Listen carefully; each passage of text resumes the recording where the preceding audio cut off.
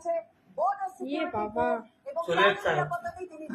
আমরা এখন মহামান্য রাষ্ট্রপতির কাছে যাব, যে এই ইন্টারিম গভর্নমেন্ট ফর্মের ব্যাপারে ওনার সাথে আলোচনা করে আমরা ইন্টারিম গভর্নমেন্ট ফর্ম করে দেশ পরিচালনা করব। আমি আপনাদের কথা দিচ্ছি, সমস্ত হত্যা, সমস্ত অন্যায়ের বিচার আমরা করব।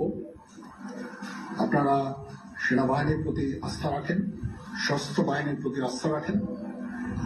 আমি সমস্ত দায়িত্ব নিচ্ছি, আপনাদের জানমাল, এবং আপনাদেরকে আমি কথা দিচ্ছি যে আপনারা আশাহত হবেন না।